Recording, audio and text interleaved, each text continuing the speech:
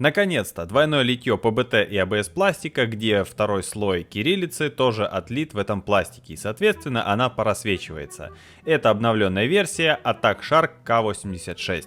Клавиатура, которую я разыграю. Естественно, как по классике, за коммент, подписку, лайк, пересылку и так далее. С виду это точно такая же клавиатура, как когда-то у меня была уже на тестировании. Это обычная коробка, привычная для Attack Shark. Есть внешний вид клавиатуры, есть перечисленные фишки разные, которые частично раскрывают характеристики, наклейки с полным артикулом. В общем, все как положено. Упаковка как бы достаточно подробно рассказывает о том, что умеет данная клавиатура. И крутилка, экран, есть замена переключателей, ПБТ-колпачки и так далее. В принципе, набор стандартный для современной клавиатуры. Первым аксессуаром будет съемник для переключателей и колпачков. Это стандартный инструмент, с одной стороны проволочные захваты, с другой стороны рогатина.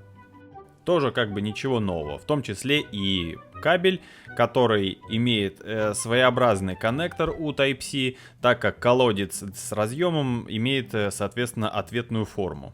Кстати, крышки пыльника у этой клавиатуры нету, как и до обновления. Переключатели точно такие же, как и были в изначальной версии K86, это фирменный Attack Shark Blue Whale, синий кит.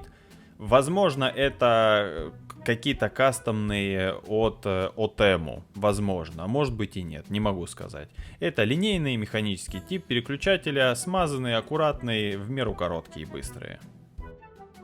Вкладыш официального поставщика в Российской Федерации никуда не делся, он есть. Здесь перечислены контакты, где можно связаться и скачивать ПО для клавиатур и мышек. Родная инструкция, ну или руководство пользователя, также на месте, и в ней есть перевод на русский язык.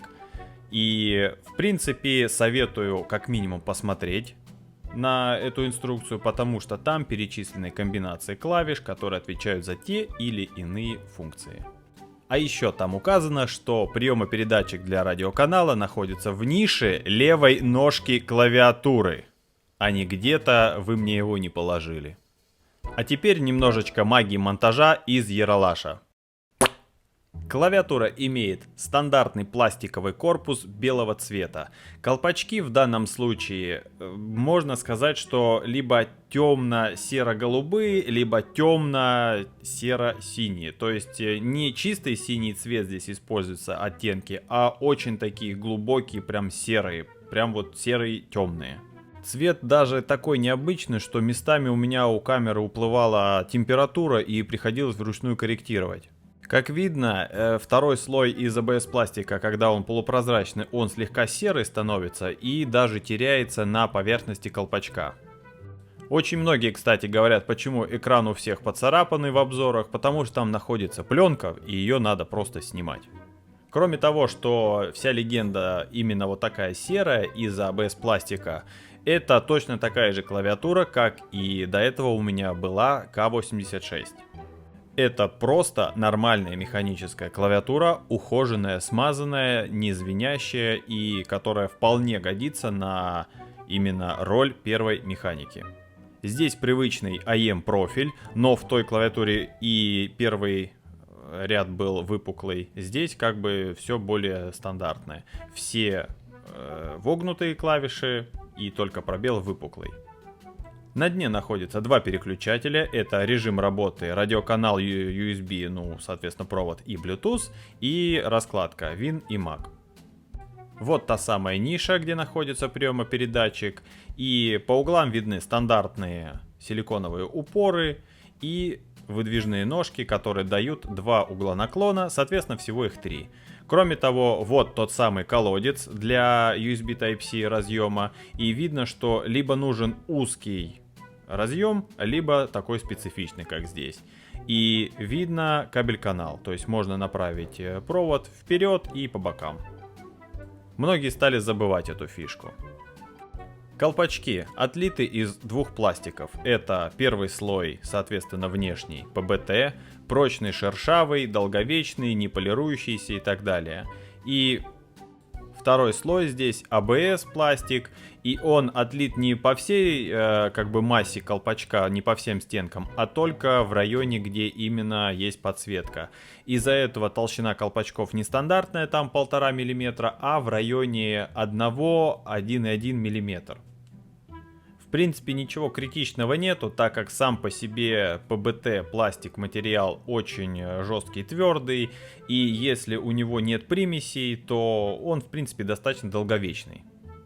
Здесь видно, что отлиты оба символа, обе раскладки, латиница и кириллица. И даже если просто подставить палец, то было видно, что символы то тускнеют, то светлеют. Ну, в принципе, на превью все было видно, что подсвечивается, соответственно, вся легенда.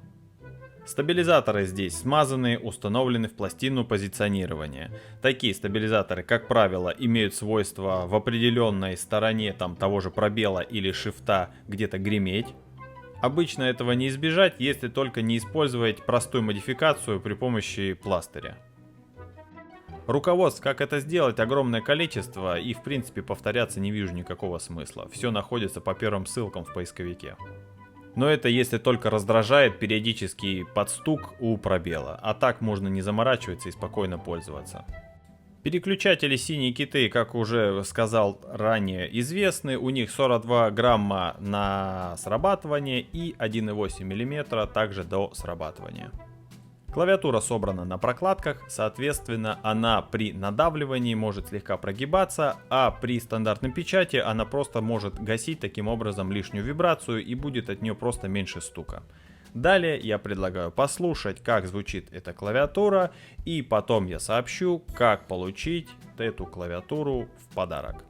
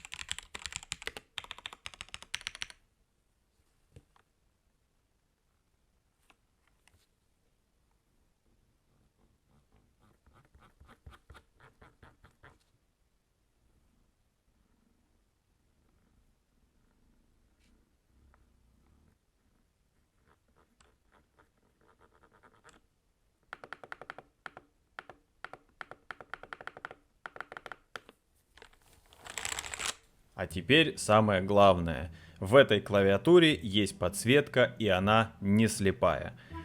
Кириллица и латиница, английская и русская раскладки и остальные спецсимволы здесь подсвечиваются.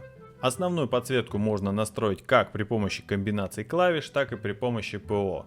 Можно уменьшить яркость, можно использовать спокойные цвета, и в принципе она не будет досаждать никак ничем и видна в темное и светлое время суток. За это огромный плюс. Но, как часто бывает, мерцает она в не самом хорошем диапазоне частоты, это 150 Гц, что может сказываться на самочувствии очень чувствительных к этому людей. И я надеюсь, таких немного. Программа для настройки позволяет, в принципе, поменять практически все, что захочется. Можно переназначать клавиши, есть несколько слоев для настройки, есть запись макросов, можно использовать экран для какой-то там небольшой своей информации в виде картинки или GIF анимации. Можно настраивать подсветку, можно делиться профилями с другими пользователями или скачать готовый. То есть, в принципе, это знакомая программа, и она умеет делать то, в принципе, что и должна уметь делать программа для настройки клавиатуры. Так что, в принципе, получается, что Attack Shark K86 может быть вполне нормальным рабочим инструментом. Чтобы выиграть эту клавиатуру, соответственно, нужно, как всегда, поставить лайк, передать видео другому, подписаться и, главное, поставить комментарий, потому что именно по нему я буду отслеживать активность и по нему буду разыгрывать. А если ты хочешь вторую такую клавиатуру, то нужно подписаться, передать другому посмотреть полностью и поставить, вернее, написать комментарий к видео, которое я оставлю в описании. Это официальный канал YouTube Attack Shark в России. Соответственно, тут посмотрел, там прожал, тут откомментировал, там откомментировал, и через примерно месяц получил 2 клавиатуры. Но это не точно. Точно, что участвуешь в розыгрыше, а выиграешь или нет, это решит рандом. Для отслеживания результатов можно следить у меня в телеграм-канале, либо также в официальном телеграм-канале Attack Shark Russia. И напомню, что в силу логистических обстоятельств участвуют все на территории Российской Федерации, либо в любой точке мира, если у вас есть знакомые в РФ, и вам они смогут отправить дальше. А пока вернусь к клавиатуре, и в сухом остатке получается нормальный рабочий инструмент с подсветкой обеих раскладок. Есть блок редактирования полноценный. Да, нет цифрового блока, но это просто пока это вот такая вот условность. В остальном нормальная ухоженная клавиатура. Нет скрипа, нет звона, нет дребезга и так далее. Кроме пробела, который лечится. Болеет он в силу конструкционных обстоятельств. А учитывая ее нынешнюю цену примерно в 4-4,5 тысячи рублей, то нормальная клавиатура для первого знакомства. На этом я завершаю свой обзор. Всем спасибо, всем пока.